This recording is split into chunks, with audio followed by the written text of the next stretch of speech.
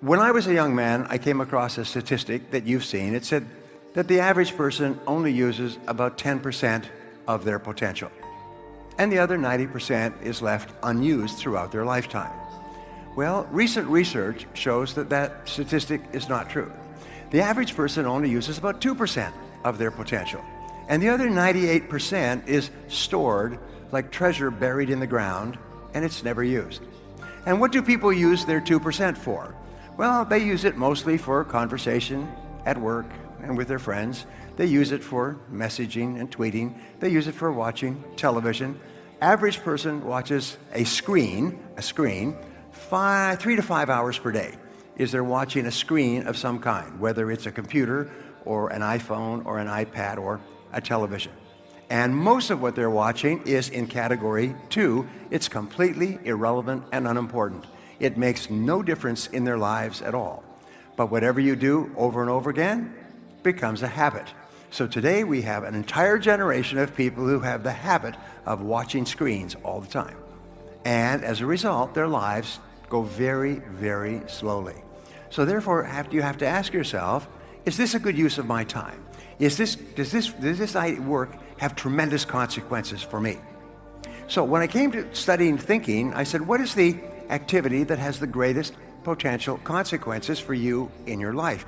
And the answer is thinking, because the quality of your thinking determines the quality of your actions.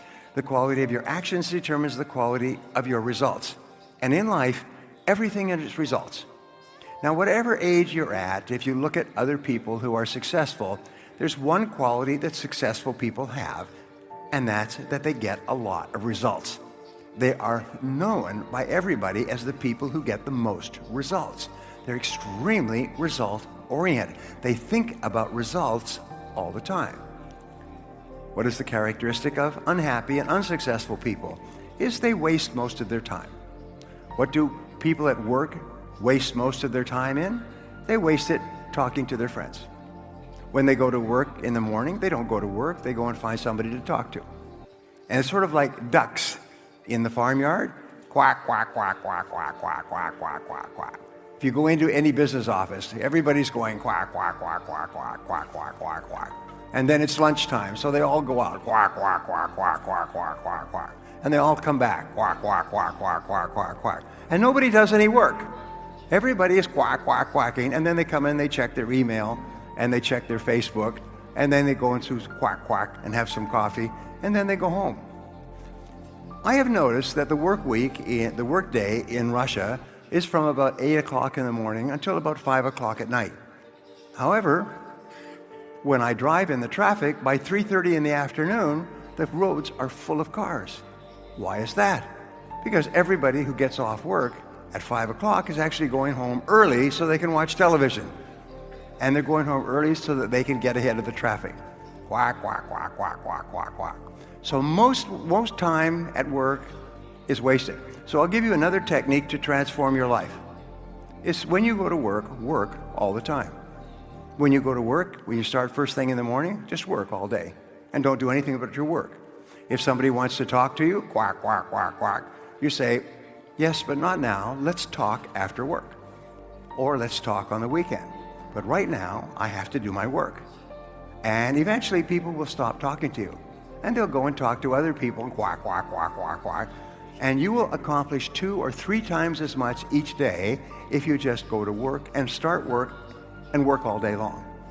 If you just develop the habit of working all day, you will produce twice as much, you'll be paid twice as much, you'll be promoted twice as fast. And this is true all over the world, no matter what the situation. By the way, I said that this is a great time of opportunity in Russia. Do you know that most of the most successful businesses were started at the bottom of a recession? Most of the most successful careers, including mine, were started at the bottom of a recession. That what happens in a recession is that you are forced to think much better than before. You're forced to make much better decisions. You're forced to make much better actions. You're forced to focus more intently on the activities that have the greatest consequences. And as a result, times of great difficulty are also times of great opportunity for you and for me, because you can grow faster and become stronger today than has ever been possible, perhaps in your lifetime. So don't complain about the difficulties of today, because first of all, we can't do anything about it.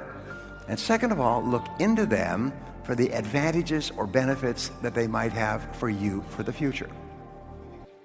Now, here's a second question for you. And I ask this question all the time because when I first heard it, I didn't know the answer. The question is, what is your most valuable financial asset? And when I first heard that, I thought, well, it's my house or my car or my bank account. No, your most valuable financial asset is your earning ability. It's your ability to earn money. Your earning ability is like an oil well that just keeps gushing oil. You can lose everything in your world all back again. So your earning ability is the most powerful and most valuable financial asset you have. And your earning ability, by definition, is your ability to get results that people will pay you for. Now, this doesn't mean that you are not a valuable person. Each human being is of incredible value. But some people's earning ability is much higher than others. And your earning ability is an asset, so it can be either increasing in value or decreasing in value. Now, here's what they found in the studies. The 80-20 rule. They found that the bottom 80% of people, the ones who struggle for money and worry about money all their lives, these people, when they take their first job, will work to a certain level, and then they will level off and never improve for the rest of their lives, unless they're forced to. And so therefore, 10 years after starting work, the average person today is no more productive at getting results than they were after 1 year. But they find that the people in the top 20% are very different. The people in the bottom 80% increase their income about 2 or 3% per year over the years. People in the top 20% increase their income at an average of about 11% per year.